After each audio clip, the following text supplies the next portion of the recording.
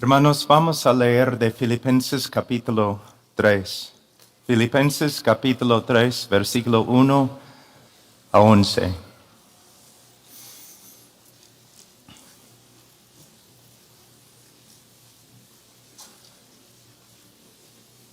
Por lo demás, hermanos míos, regocijaos en el Señor. A mí no me es molesto escribiros otra vez lo mismo, y para vosotros es motivo de seguridad.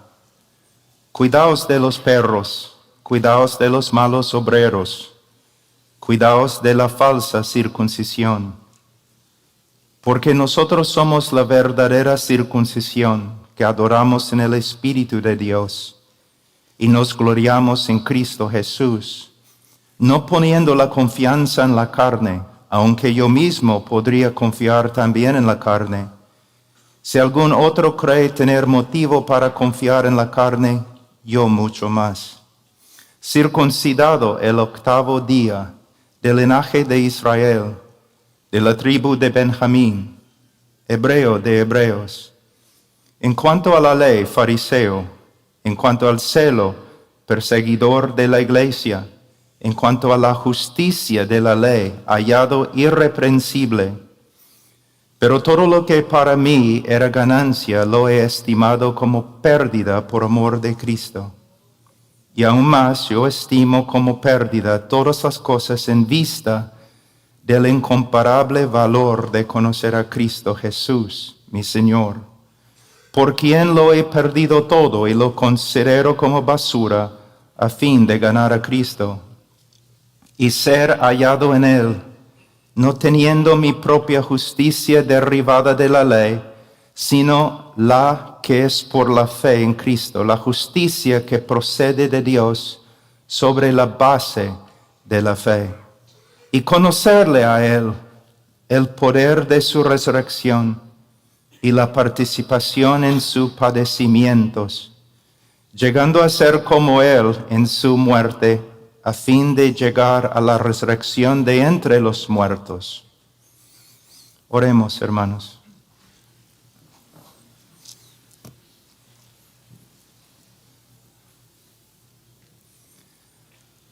Padre, te damos gracias por este día.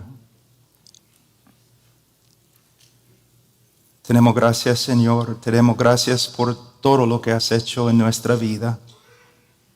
Tu amor, misericordia, tu gracia. Señor, tú conoces mi debilidad, mis necesidades, mi gran necesidad, Señor, de gracia, de tu ayuda.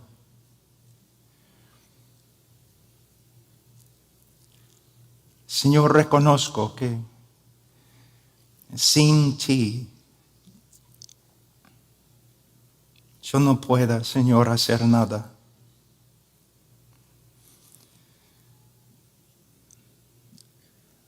Señor, no oro en mi propio nombre ni en el nombre de mi piedad. Oro en el nombre de mi Salvador, el Señor Jesucristo.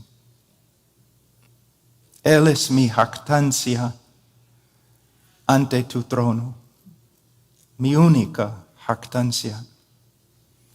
Fuera de Él, Señor, no tengo nada.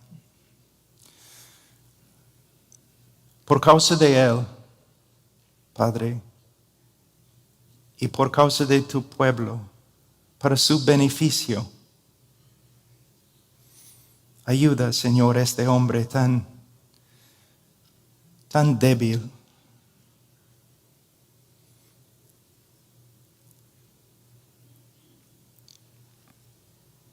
Como siempre, Señor, ni quiero abrir mis ojos o dejar de orar, porque, Señor, es aquí ante tu trono que encuentro mi seguridad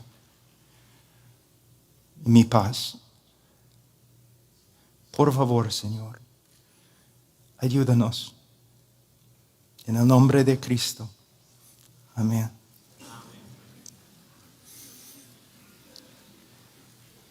Hermanos, oren por mí. Todavía los médicos me han puesto en descanso médico, pero cuando John MacArthur y Henry Tolopilo te llaman, tienes que venir.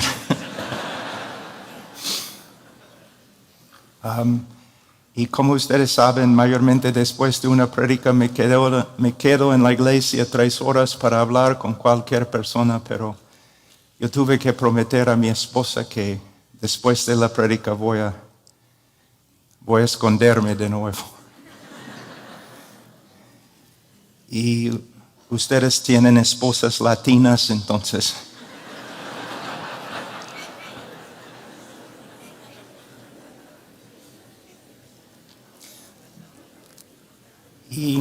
Y antes de la prédica también les pido que piensen bastante y oren, piensen y oren por los hermanos en Afganistán. Estamos trabajando este último mes con muchos cristianos en Afganistán, tratando de sacarlos del país y esconderlos dentro del país. Y hermanos, para ellos ahora es una prueba de fuego y necesitan nuestras oraciones. Es una situación muy difícil. Pero aún sobre esta situación, el Señor reina. El Señor reina. Siempre para mí es difícil predicar en un grupo. Así a veces me enojo porque parece que hay algo que no está bien. Yo me doy cuenta que estoy predicando a pastores que son más nobles que yo. Nadie conoce su nombre, pero son hombres de Dios y mujeres de Dios que han trabajado más que yo, más piadoso que yo. Pero estoy aquí con mis limitaciones y mi debilidad y voy a, en la gracia de Dios, intentar ser algo de bendición para ustedes. Pero tienen mi respeto, hermanos. Ustedes tienen mi respeto.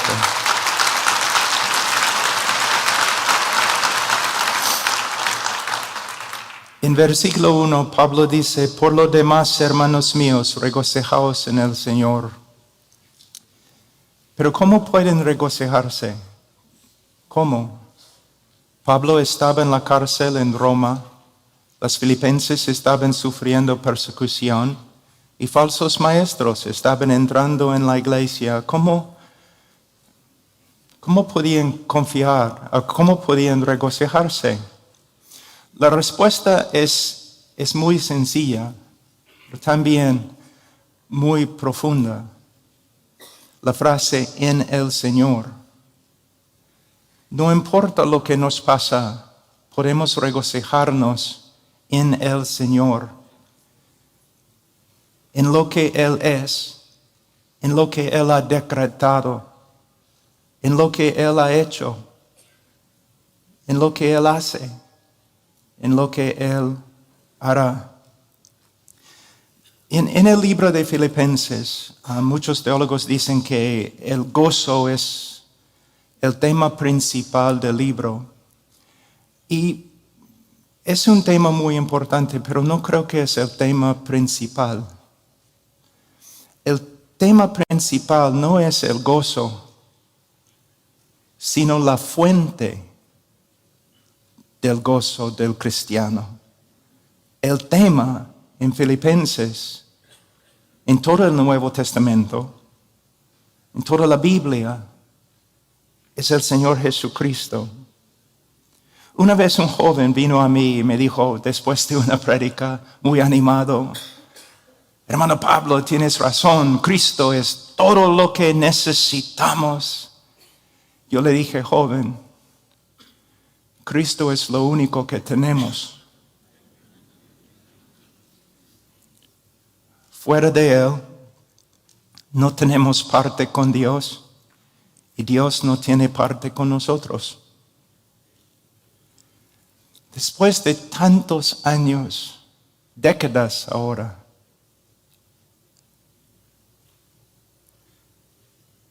esta verdad es más y más una realidad para mí. Tengo Cristo. No tengo nada más. Pero Cristo es suficiente. Nuestra dependencia en Cristo es absoluta. Y esta realidad debe aumentar enormemente nuestro aprecio, nuestra estima por Cristo. Es mi deseo que Dios trabaje en tu vida de tal forma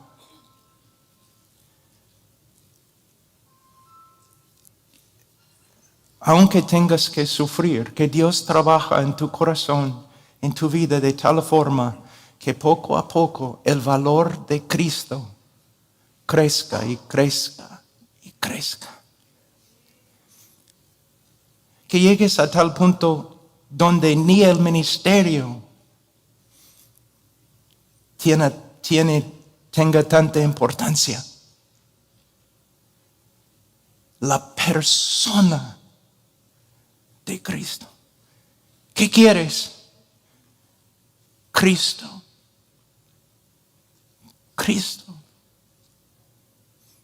¿Quieres tener un gran ministerio?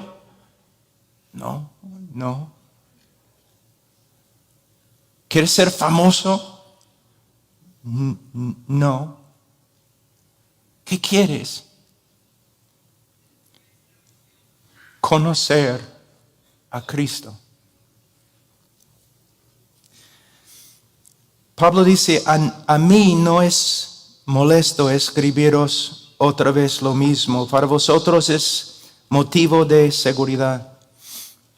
Por supuesto, Pablo quería escribirles acerca de las grandes doctrinas de la fe cristiana, las doctrinas que pudieran contribuir a su edificación y su gozo, pero primero Pablo tenía que tratar un problema persistente. Falsos maestros estaban entrando en la iglesia, devaluando la persona de Cristo, la obra de Cristo y la gracia de Cristo. Y Pablo tenía que actuar. Presten atención a la frase aquí en este versículo. Otra vez lo mismo. El diablo y el mundo siempre buscan desviarnos de Cristo a lo de menos importancia. Siempre, no me importa cuán maduros que seamos, siempre tenemos la necesidad de ser recordados de la preeminencia de Cristo y devolver el enfoque a Cristo y su evangelio. Por eso no debemos ofendernos o hacer oídos sordos cuando las Escrituras o aún el predicador nos recuerda otra vez lo mismo. Hermanos, es muy difícil aprender. Es muy difícil aprender. Es más difícil practicar. Es aún más difícil retener lo que hemos aprendido y hemos practicado. Versículo 2. Cuidaos de los perros, cuidaos de los malos obreros, cuidaos de la falsa circuncisión. Pablo hace aquí referencia a los judaizantes. Eran judíos que habían recibido a Cristo, o mejor dicho, habían asimilado a Cristo en su antiguo sistema de religión. Para ellos sí, era necesario creer en Cristo el Mesías para ser salvo. Pero Cristo en sí no era suficiente. Uno tenía que añadir su propia justicia a la justicia de Cristo como complemento. Ahora, esta herejía ha tomado muchas formas a través de 2000 años de la iglesia, pero siempre con las siguientes dos características. Primero, la persona, obra y palabra de Cristo no son suficientes. Dos, hay que cumplir lo que falta en la persona de Cristo con el hombre. Hay que cumplir lo que falta en la obra de Cristo con las obras del hombre. Y hay que cumplir lo que falta en la palabra de Cristo con la sabiduría de los hombres. Y en nuestro contexto contemporáneo, el legalismo, la psicología y especialmente ahora en el último año, la sociología. Hermanos, la persona de Cristo es suficiente. La obra de Cristo es suficiente. Consumada es. Y ciertamente la palabra de Cristo es suficiente. Ahora, Pablo describe en versículo 2 a estos falsos maestros usando términos muy fuertes, aún despectivos. De hecho, cada término que Pablo usa acá, los judíos usaron con referencia a los gentiles y a los paganos. Entonces lo que Pablo está diciendo es que estos super religiosos entre los judíos eran nada más que incrédulos, fuera de la gracia de Dios. Ahora Pablo, primero, él dice, cuidaos de los perros. Quizás el término más fuerte de menosprecio que una persona podía usar contra otra persona. En Palestina, hasta el día de hoy, pero en Palestina en los tiempos de Pablo, los perros no eran animales nobles, sino animales sucios, cochinos, violentos. Comían basura y contagiaban rabia y otras enfermedades. Entonces Pablo está diciendo que básicamente la enseñanza de estos judaizantes era como basura. La doctrina era como basura y las enseñanzas contagiaban la rabia y la gangrena espiritual. En inglés nosotros tenemos una frase, decimos, this man is not taking prisoners. Decimos que este hombre no está recibiendo o tomando prisioneros, él está decapitando a todos. Así es Pablo aquí. Cualquier persona que enseña a otros a devaluar a Cristo y la obra de Cristo en los ojos de Pablo era digna de menosprecio. Él dice, cuidaos de los malos obreros. Según Pablo, los que desprecian el valor de Cristo son obreros de maldad, inicuos, pecadores, lo opuesto de lo que pretenden ser.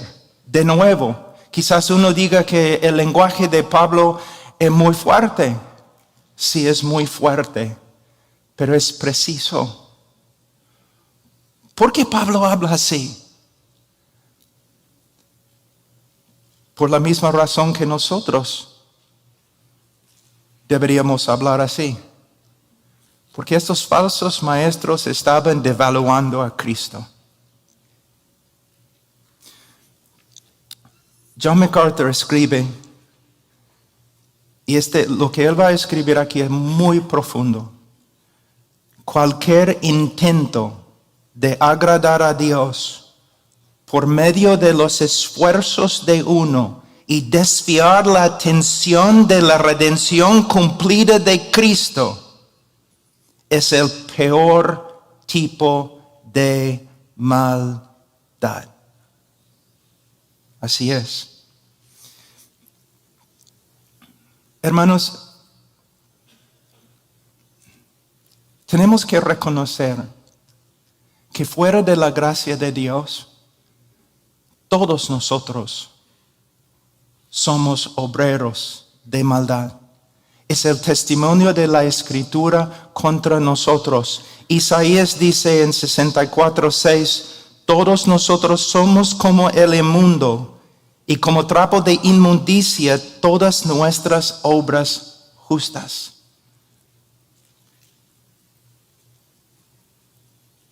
Como la ropa de una persona que tiene lepra.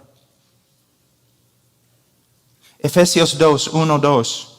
Estabais muertos en vuestros delitos y pecados, en los cuales anduvisteis en otro tiempo según la corriente de este mundo, conforme al príncipe de la potestad del aire, el espíritu que ahora opera en los hijos de desobediencia. Una vez yo tuve que enseñar este texto y yo pasé mucho tiempo pensando en el texto y tratando de comprender la idea principal del apóstol Pablo aquí, para comunicar a mis oyentes la verdad que se encuentra en este texto. Les voy a dar una ilustración. Imaginen un hombre muerto y putrefacto en el fondo de un lago lleno de la putrefacción que ha salido de su propio cuerpo. Y este hombre muerto anda en su propia putrefacción, siendo animado por el diablo.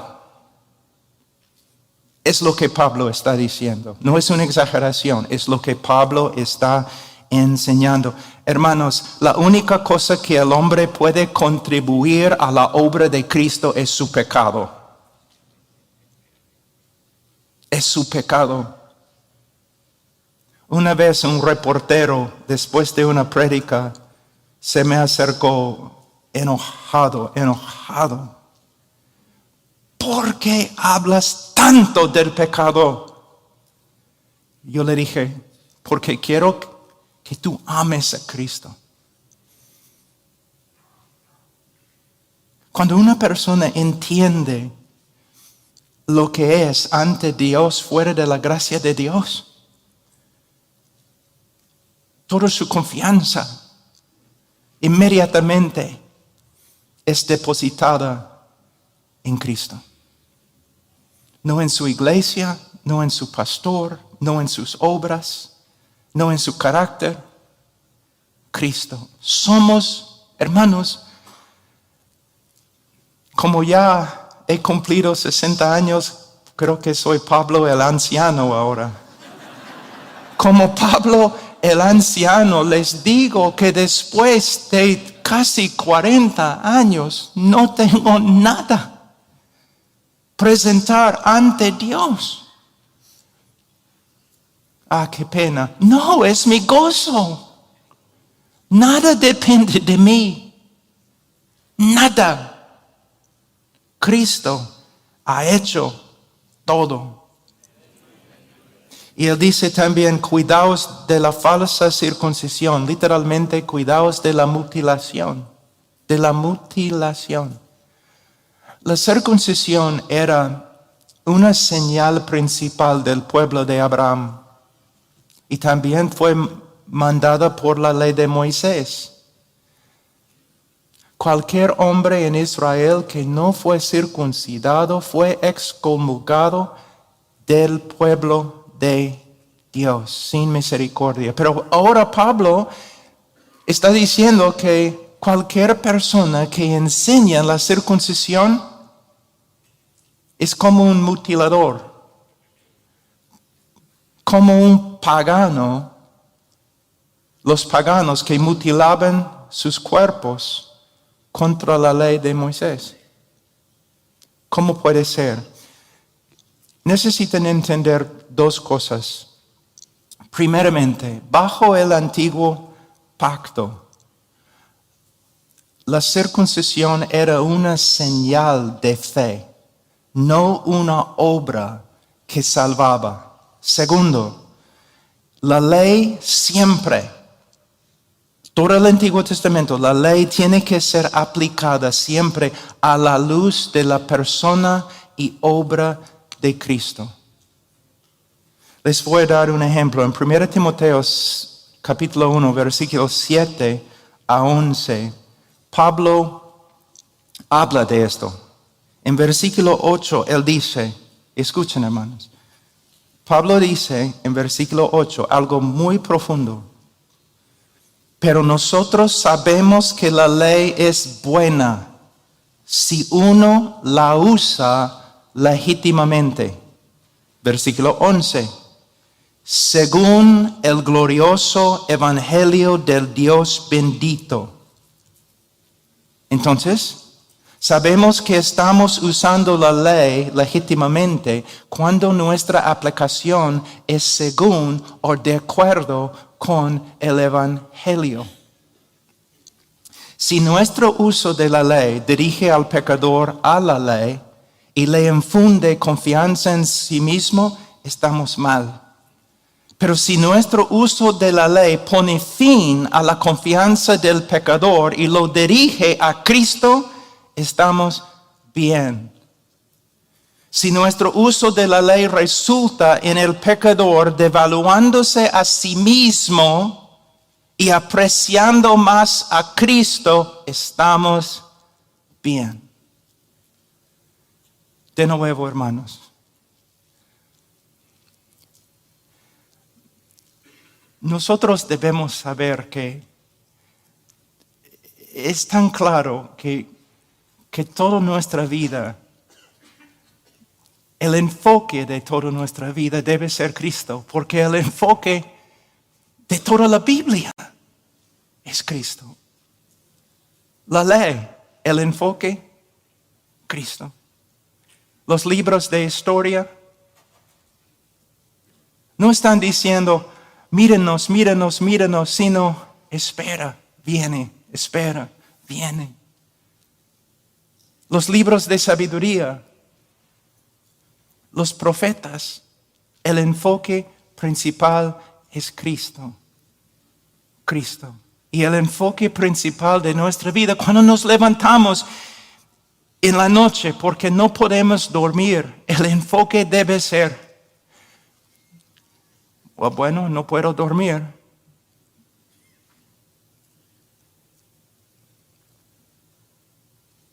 Debo usar este tiempo para pensar en Cristo, para comunicarme con Cristo, leer de Cristo, meditar en Cristo, pedir que Cristo venga de una manera especial esta noche para estar conmigo, sentarse conmigo un ratito para que yo pueda quedarme en su sombra, en su presencia.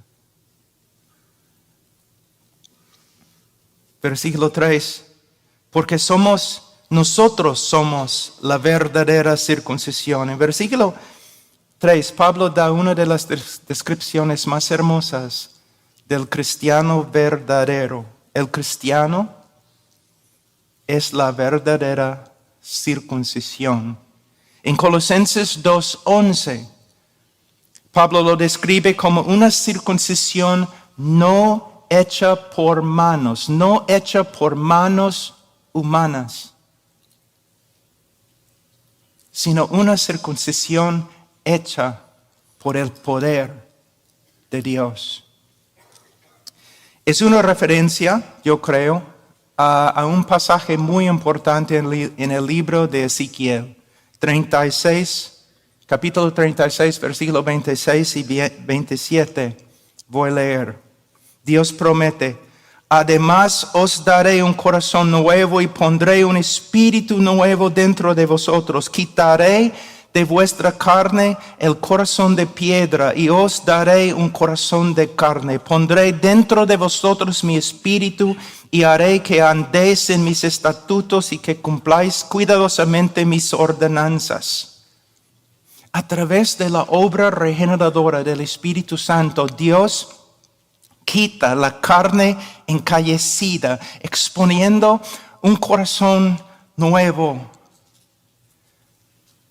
vivo, sensible a la voluntad de Dios. Es una obra sobrenatural que yo creo sobrepasa la creación del universo.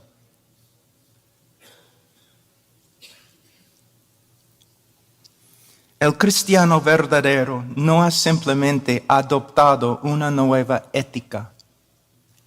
El cristiano verdadero ha sido recreado, renovado, transformado. Es una nueva criatura. Y todo eso ha sucedido por medio de la obra redentora de Cristo, sin contribución ninguna del hombre.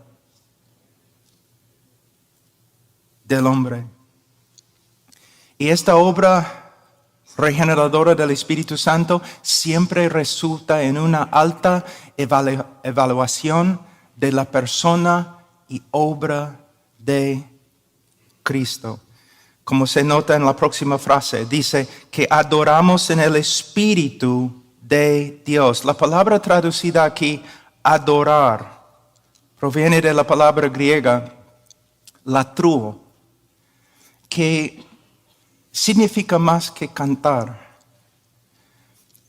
Tiene la idea de también ministrar y rendir servicio a Dios.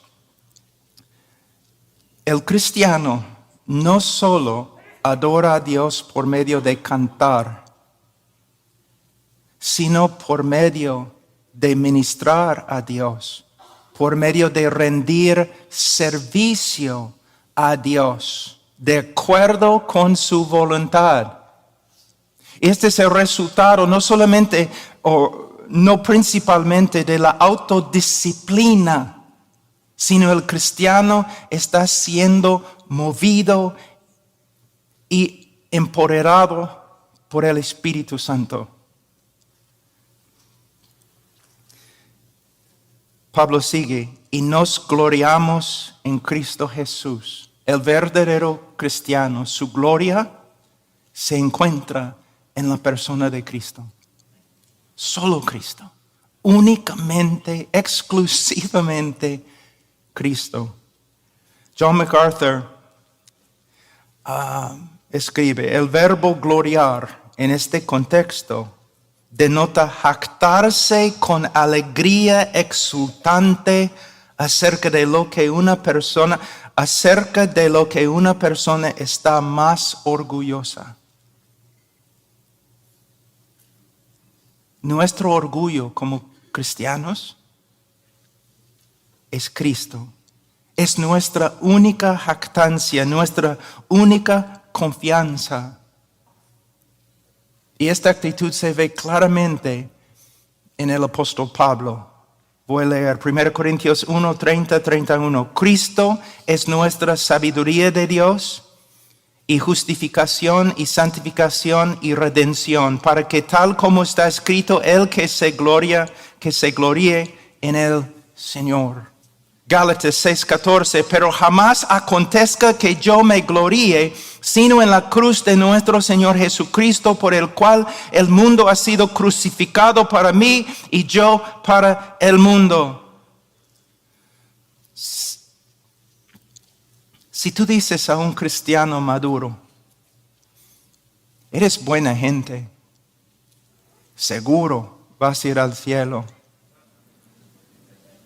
el cristiano maduro va a responder, por favor, no lo digas, no hables así, por favor, no. Mi única esperanza es la persona y obra de Cristo. En la mente de Dios el Padre, Cristo tiene preeminencia. Él debe tener preeminencia en nuestros pensamientos.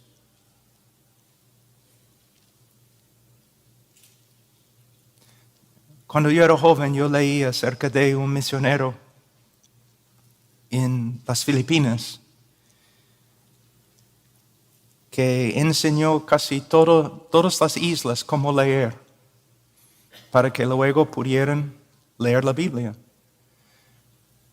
El hombre cumplió mucho, pero en su, creo que la palabra es diario,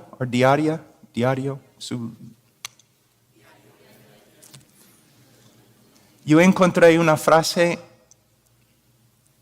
algo que él escribió que me impactó. Yo tenía como, 24 años. Su meta más grande, aunque él enseñó todas las islas de las Filipinas cómo leer, su meta más grande era pasar un día meditando en Cristo sin desviarse un segundo. Y él dijo al final de su vida, nunca alcancé la meta. Después de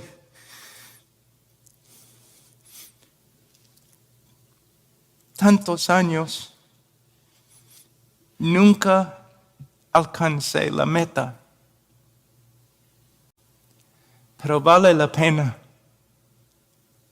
intentar.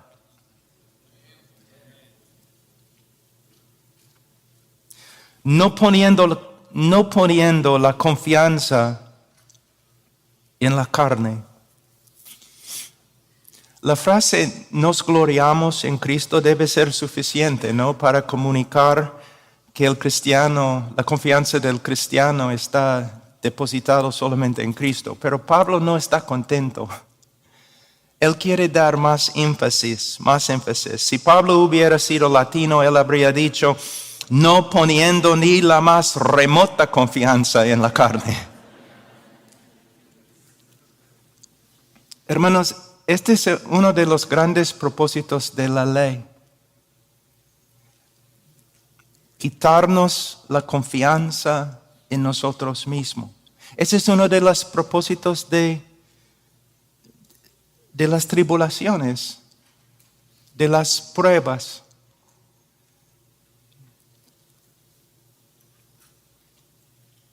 De mi salud en este momento. La debilidad nunca ha hecho daño a un hombre de Dios.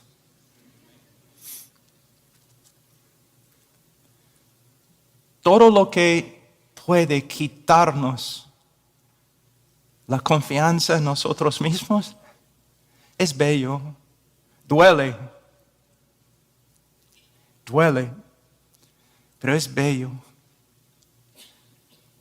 Vale la pena. Porque, hermanos, mira, solamente para que sepan, En el día de juicio no vamos a ser juzgados tanto por el tamaño de nuestro ministerio.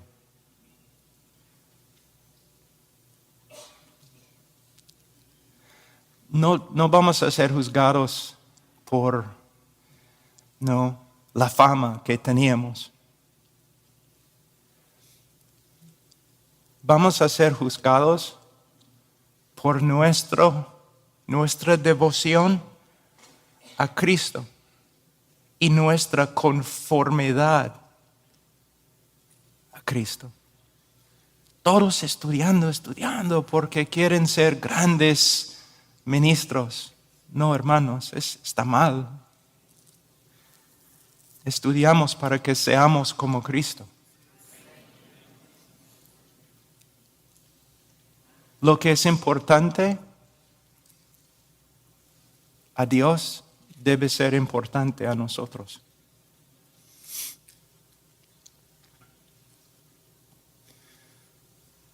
Pablo escribe en Romanos 3, 19, 20, ahora bien sabemos que cuanto dice la ley lo dice a los que están bajo la ley, para que toda boca se calle y todo el mundo sea hecho responsable ante Dios. Porque por las obras de la ley ningún ser humano será justificado delante de él, pues por medio de la ley viene el conocimiento del pecado.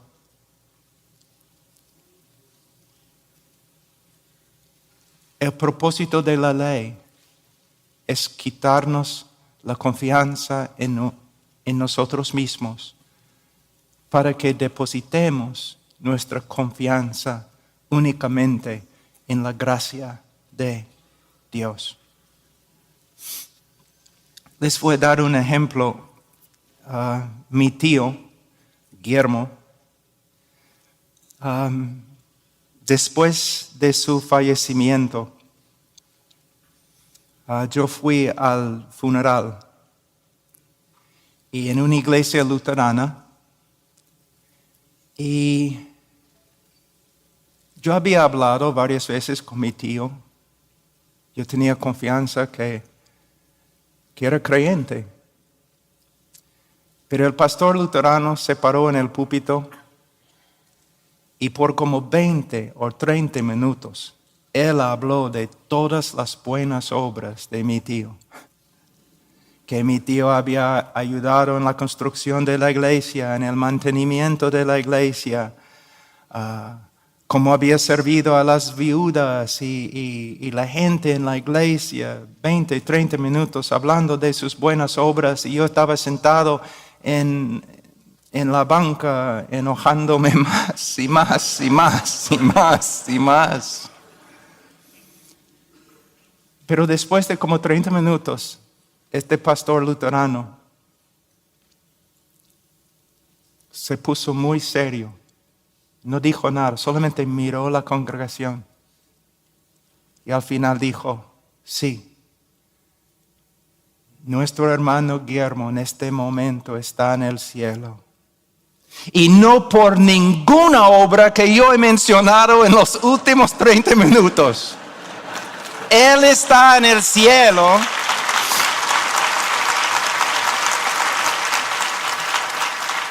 Él dijo, Él está en el cielo porque Cristo murió por los pecadores que merecen el infierno. Yo quería abrazarle. Yo le dije, hermano, yo iba a pegarte, pero ahora quiero abrazarte.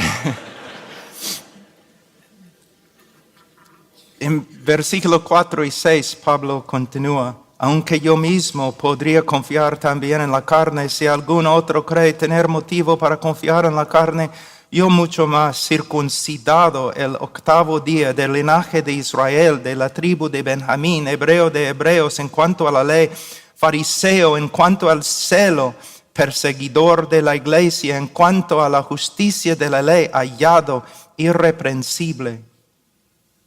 En versículos 4 y 6, Pablo está usando su propia vida para mostrar el vacío de la jactancia de los judaizantes. Él había cumplido la ley desde su nacimiento. Él era de una de las tribus más eminentes en la nación de Israel. Era hebreo de los hebreos. Él era miembro importante en la secta más conservadora y estricta en la nación de Israel, los fariseos. En cuanto al celo, Pablo era perseguidor de la iglesia. Para entender esta frase tenemos que entender la mente judía en el tiempo de Pablo. El celo era una señal esencial de la piedad en Israel. Un piadoso en Israel amaba a Dios. Un hombre piadoso amaba a Dios, amaba su ley y amaba su pueblo. Pero también un piadoso odiaba a los falsos dioses, los ídolos, odiaba los infractores de la ley y odiaba los enemigos del pueblo de Dios. Y para Pablo la iglesia era una enemiga, entonces la perseguía. Ahora, en cuanto a la justicia de la ley, Pablo era externamente irreprensible. Él no está diciendo que él vivía sin pecado, sino hablando humanamente, como fariseo en su vida anterior. Pablo está diciendo que su celo, su devoción, sus logros y su reputación sobrepasaron a todos, incluso sobrepasó la piedad de los judaizantes. En Gálatas 1, 13 a 14 tenemos una explicación más amplia. Pablo dice, porque vosotros habéis oído acerca de mi antigua manera de vivir en el judaísmo, de cuán desmediadamente perseguía yo a la iglesia de Dios y trataba de destruirla, y como yo aventajaba en el judaísmo a muchos de mis compatriotas contemporáneos, mostrando mucho más celo por las tradiciones de mis antepasados. Ahora versículos 7 y 8. Pero todo lo que para mí era ganancia, lo he estimado como pérdida por amor de Cristo, y aún más yo estimo como pérdida todas las cosas en vista del incomparable valor de conocer a Cristo Jesús mi Señor, por quien lo he perdido todo. En versículo 7,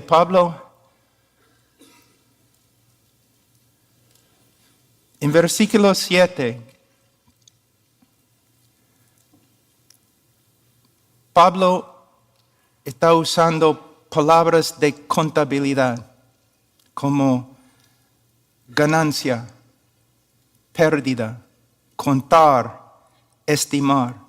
¿Para qué? Para describir,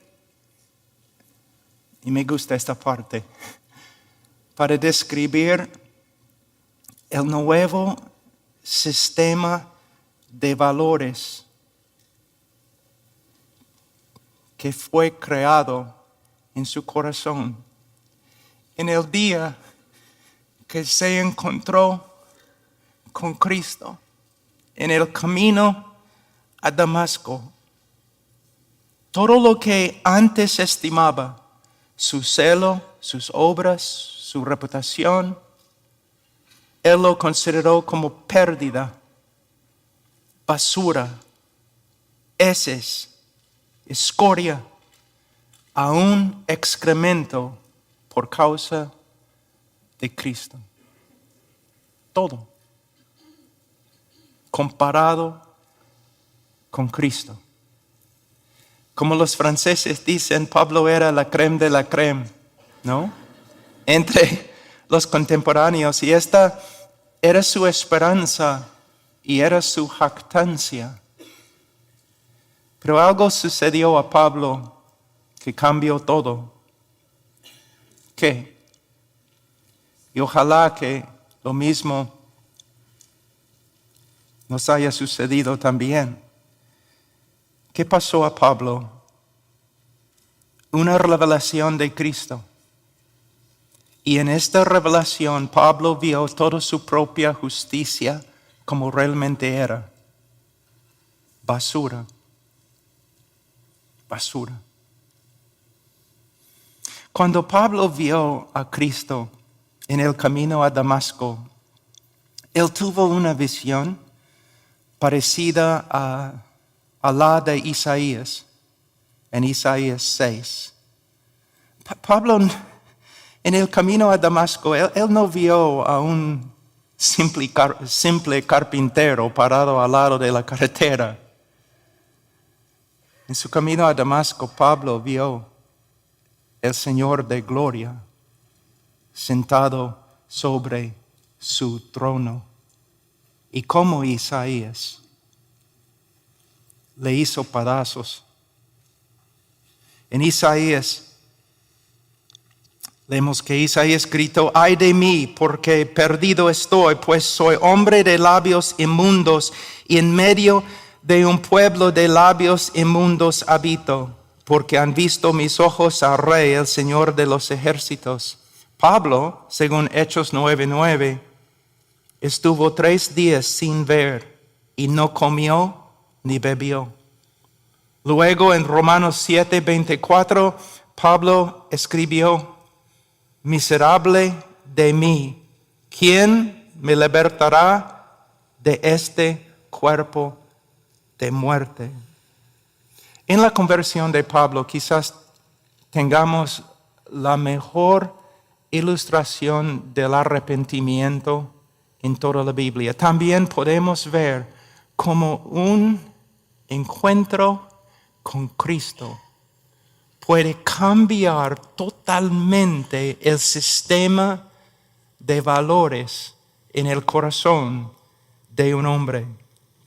La palabra arrepentir, hermanos, significa básicamente cambiar de opinión. Parece superficial, pero no lo es. ¿Por qué? La mente es el centro de control de nuestra voluntad, nuestras emociones y aún nuestra conducta. Si la mente cambia, entonces todo cambia. Ustedes están sentados aquí tranquilos porque, y no hay, pero están aquí sentados tranquilos porque no piensen que hay un fuego fuera que va a consumir todo el edificio. Son tranquilos porque es lo que piensan, y con razón, no se asusten. Pero si ustedes en un ratito cambian y piensan que hay un fuego fuera que va a consumir el edificio, entonces todo va a cambiar. Sus emociones van a cambiar. No van a estar aquí quietos, sino con bastante miedo. Su voluntad va a cambiar. Van a tomar una decisión. No voy a escuchar más esta prédica.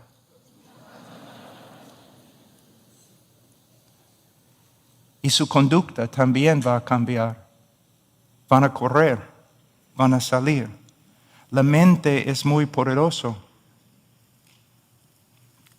Ahora, Pablo salió de Jerusalén pensando que Jesús era el más grande blasfemo, falso profeta en toda la historia de Israel. Y él salió de Jerusalén a Damasco pensando que la iglesia era la enemiga más grande de Israel en la historia de Israel. Pero en el camino a Damasco, Pablo tuvo un encuentro con Cristo y su realidad se deshizo. Pablo se dio cuenta que estaba equivocado acerca de todo, equivocado acerca de lo más importante en la vida. Él estaba equivocado. Él pensaba que Jesús era un falso maestro, pero ahora él puede ver que Jesús es el Mesías, el Hijo de Dios, el Hijo del Hombre de Daniel 7. Pablo pensaba que la iglesia era la enemiga más grande del pueblo de Israel, pero ahora él puede ver que la iglesia es el mismo pueblo de Dios.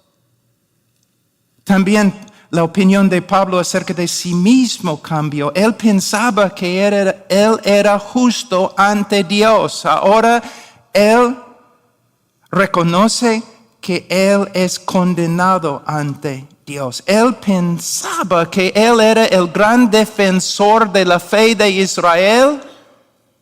Ahora él sabe que él es el gran enemigo de la fe verdadera de Israel. Él pensaba que era siervo de Dios, uno de los siervos más eminentes de Dios. Ahora él sabe que él era nada más que un siervo de Satanás. Toda su vida cambió. Pablo calculó bien el valor de sus obras y el valor de Cristo. En este momento Pablo rechazó toda su vida anterior en la cual había confiado y también de la cual se había jactado. Lo rechazó como algo asqueroso y lo echó en la basural, se levantó y siguió a Cristo. Todo su sistema de valores cambió. En versículo 8 Pablo dice, yo estimo como pérdida todas las cosas en vista del incomparable valor de conocer a Cristo Jesús mi Señor. Ahora quiero que los predicadores aquí, los pastores, presten atención en una frase que es extremadamente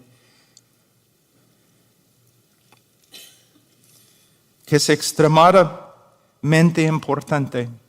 La frase en vista de.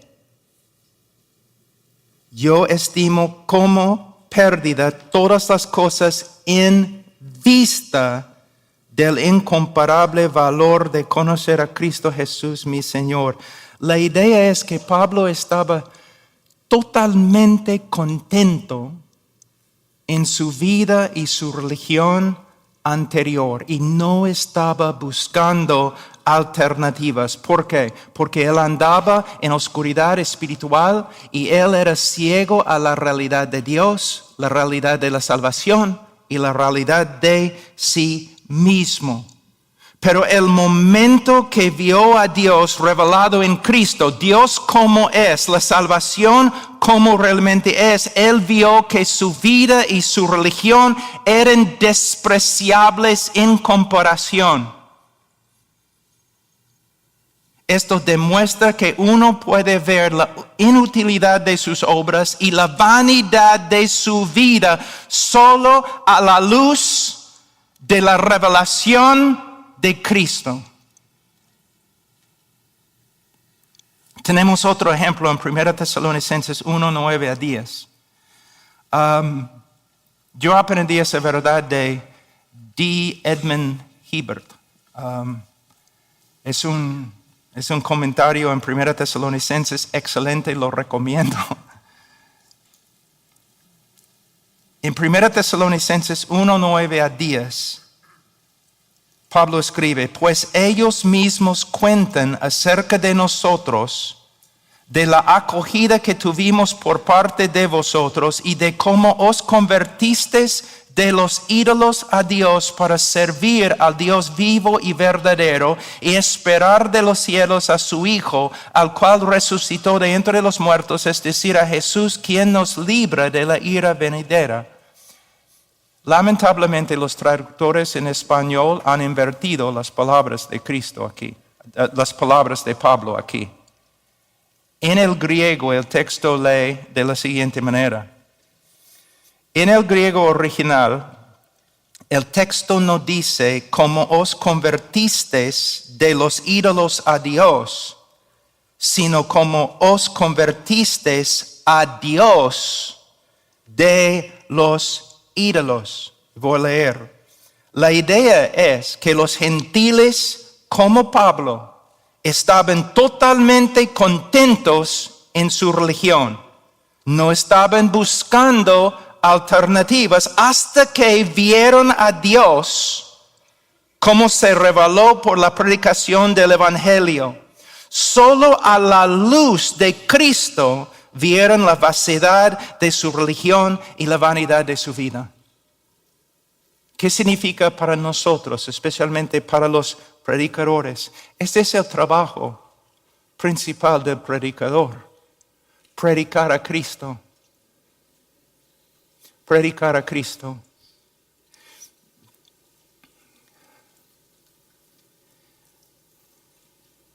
Aquí es el orden que tengo en mi propia vida. Mis prioridades. Estudiar a Cristo en las Escrituras.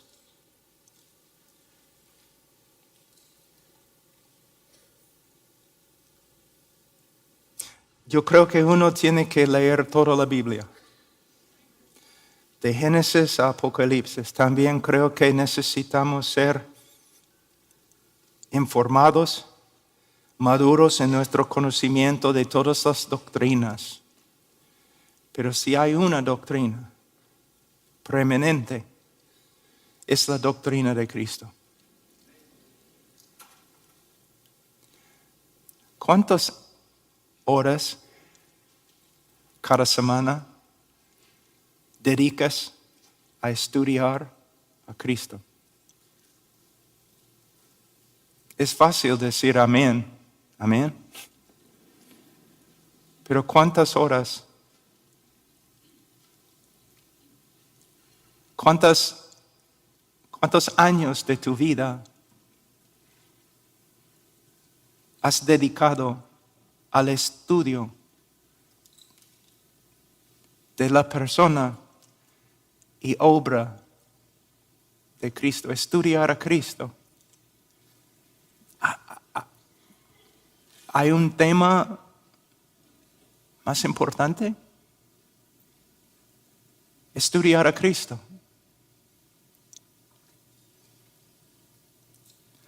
Y no solamente, entonces primero para mí estudiar a Cristo. Segundo, buscar a Cristo en la oración. Y hermanos, cuando hablo de oración, inmediatamente en la mente de la mayoría de los cristianos, la idea de intercesión. No estoy hablando de intercesión, tiene su lugar y es sumamente importante. Pero estoy hablando de comunión con Cristo. Compañerismo con Cristo. En las noches, cuando no puedes dormir, simplemente ponerte de rodillas y mirar arriba y hablar con Cristo. En mi experiencia, me parece que es más fácil para las mujeres que los hombres, porque los hombres y los pastores siempre quieren hacer.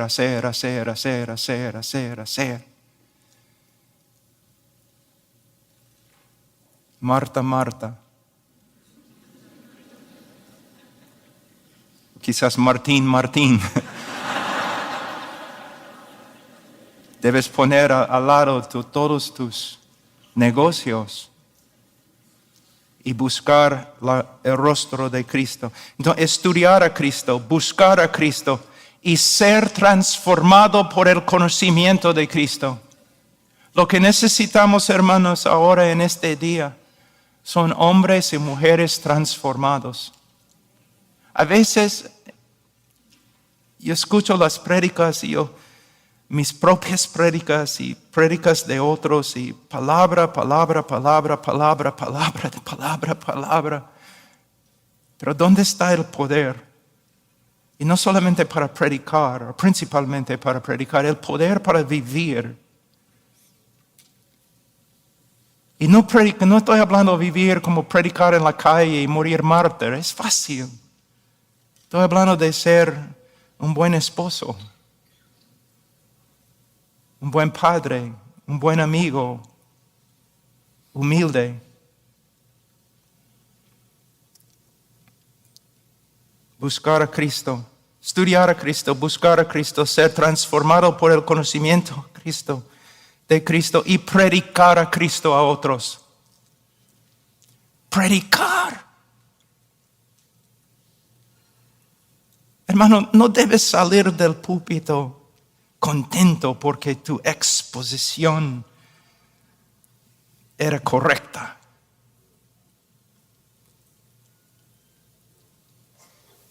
O porque has comunicado información.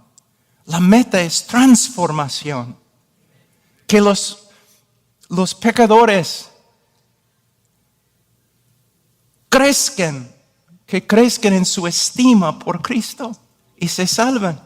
Que la iglesia crezca en su estima por Cristo. Esa es la meta. En versículo 8, Pablo termina con la frase, lo considero como basura a fin de ganar a Cristo. Aquí podemos ver dos opciones opuestas y exclusivas. En otras palabras, no puedes tener las dos a la vez. Voy a leer.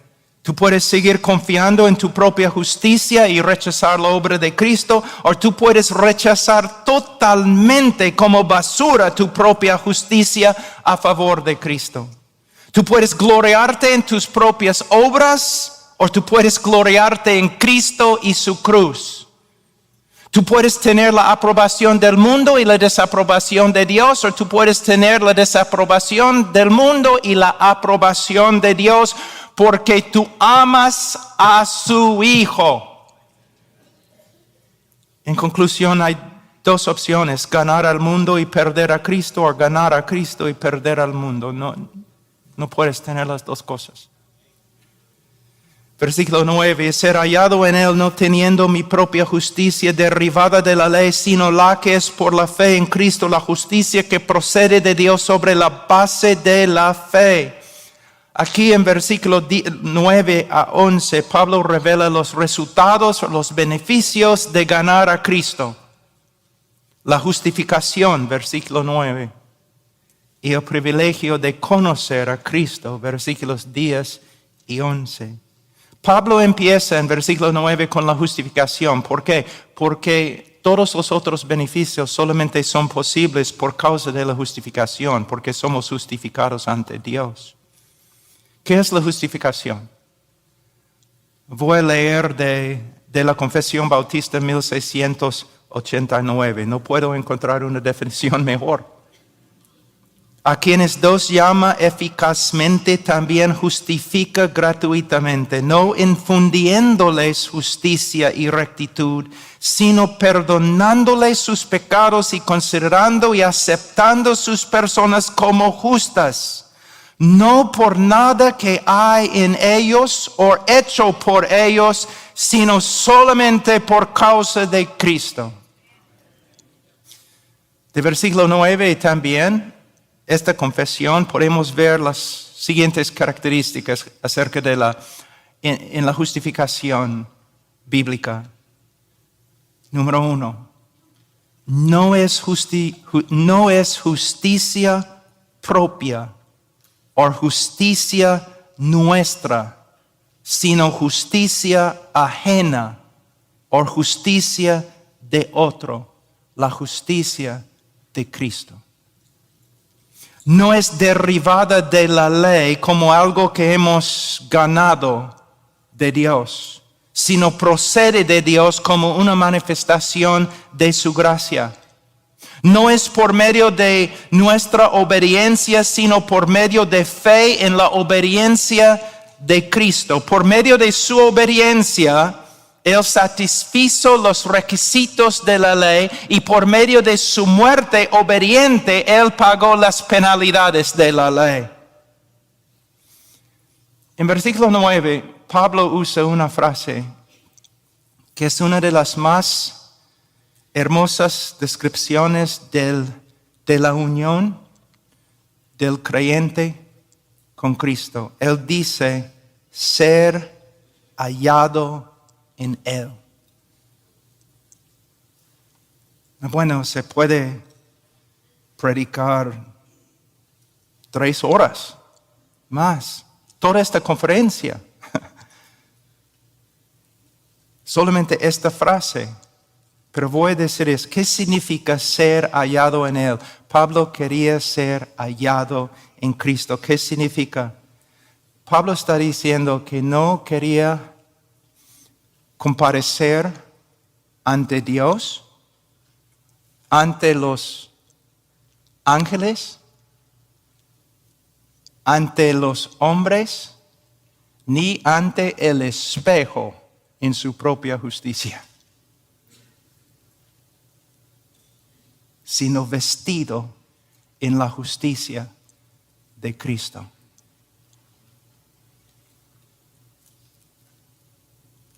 Su gloria era la justicia de Cristo. Su belleza era la justicia de Cristo. Terminamos muy rápido, versículos 10 y 11. Y conocerle a Él el poder de su resurrección, la participación en sus padecimientos, llegando a ser como Él en su muerte, a fin de llegar a la resurrección de entre los muertos. Los que ganan a Cristo no solamente ganan la justificación, sino el gran privilegio de conocer a Cristo. Hermanos, el concepto hebreo de conocimiento denota más que simplemente conocimiento de los hechos o un conocimiento de aún las doctrinas bíblicas. Denota un conocimiento relacional, personal, íntima con Cristo. ¿Cómo se desarrolla? Primeramente, siempre tenemos que empezar con las Escrituras, leyendo, estudiando, meditando en las Escrituras. Segundo, cultivando nuestra relación personal e íntima con Cristo por medio de la oración. Tercero, simplemente caminando en este mundo caído y contrario. Ahora, para terminar, esta carrera de conocer a Cristo empieza en el momento de nuestra conversión y termina en el cielo. No.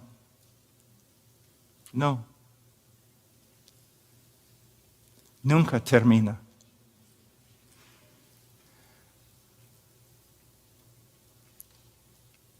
Porque la gloria y maravilla de Cristo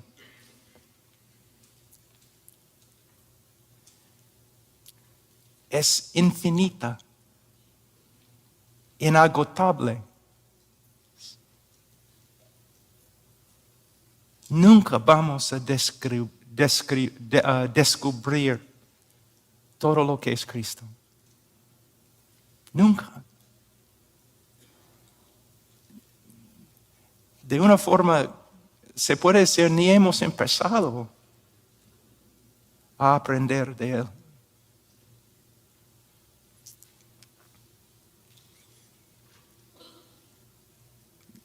La eternidad presenta un problema para los filósofos, porque después de ¿cuánto tiempo puedes pasar, caminando en calles de oro y después te aburres? O jugando con las puertas. Algunos filósofos dicen que la eternidad puede convertirse en, aunque sea hermosísima la eternidad, puede convertirse en un infierno. Cuando llegues al fin de todo y no hay nada más, te vas a aburrir, vas a querer dejar de existir. Pero el cielo sí es finito, pero la gloria de Dios es infinito. Después de 100,000 eternidades, ni hemos empezado a conocer a Cristo. Bueno, Dios les bendiga, hermanos.